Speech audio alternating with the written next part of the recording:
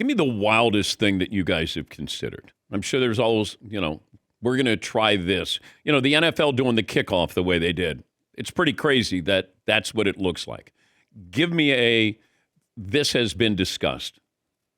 I mean, one that's only been discussed a little, I wouldn't put it necessarily in the category of being so wild, is potentially 2 free throws for a foul and a 3-point shot. I don't necessarily think I would do it in the last 2 minutes of the game, but I think that's something interesting. Something else that I'm a fan of, and I'm probably in a minority, as we get more involved in global basketball, the NBA is the only league that plays 48 minutes.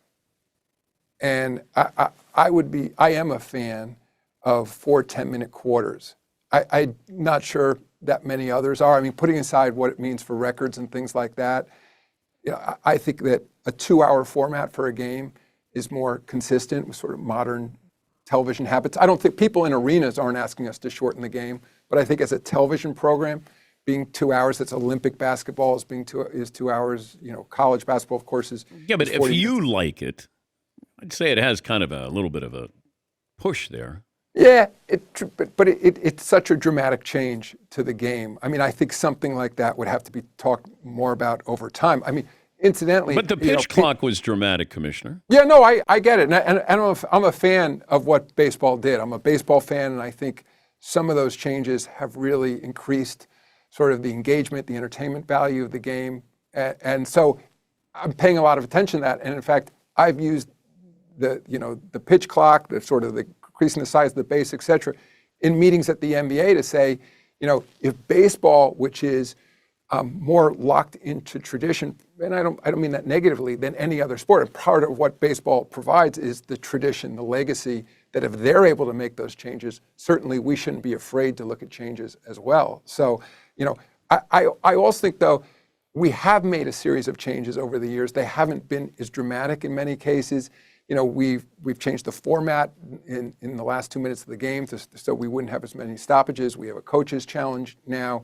We had the hack-a-shack issue. We changed the rule there. I mean, we added the cup, which we now have. We have a play-in tournament. I mean, so we've made significant changes over the years. I have an idea before I let you go. How about we take away the 3-point line during the in-season tournament? Interesting. I mean, it's like the issue there is... Wait, that wasn't interesting. Well, because I'm not... I like the 3-point shot. I mean, let me take a step back. I mean, if you think from when you first started covering the NBA to the skill level of big men now. Yep. I mean, look at Victor Wembanyama. Look at Giannis. Look at Jokic. Look what these guys can do. It was like the fact that they are so skillful that they can shoot from these kinds of distances, shoot in the way guards used to be able to. Is there too much 3-point shooting in certain situations? Maybe. But I also don't want to overreact to what we're seeing in the game because the game goes through transitions. I think the game is incredible right now, day in, day out. I think some of the criticism is a bit unfair, and that goes back to my earlier point that I think the league needs to do a better job teaching about the game so that there's real appreciation for what people are seeing out there. But and again, ratings are fine. We have enormous global interest. People like what they're seeing right now on the floor. So I don't necessarily buy into the premise that it'll be a better game if you eliminated 3-point shooting. How about we make the floor like a pinball machine where the 3-point line lights up, and when it lights up, then you're able to take threes. Like you could really dress up the floor. You guys did a pretty good job of the in-season, but why don't we make it pinball-like? I don't know if you remember, but last year at All-Star, on All-Star Saturday night, we had literally a lit court. Yeah.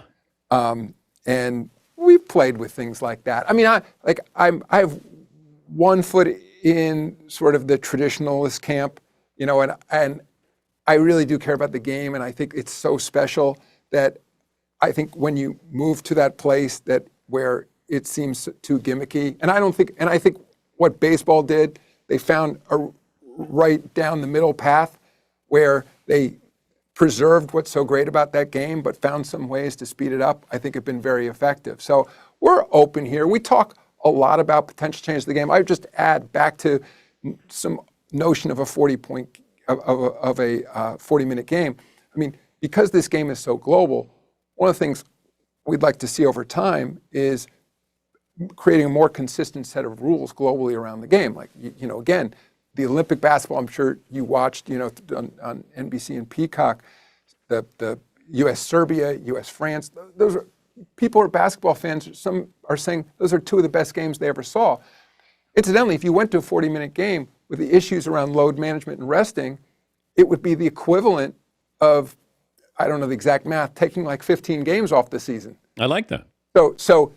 And I don't think most fans would be disappointed if it was a 2-hour presentation instead of our game is actually about 2 hours and 15 minutes. Well, you're going to find out the reaction the rest of the day as this gets posted that you're considering 10-minute quarters.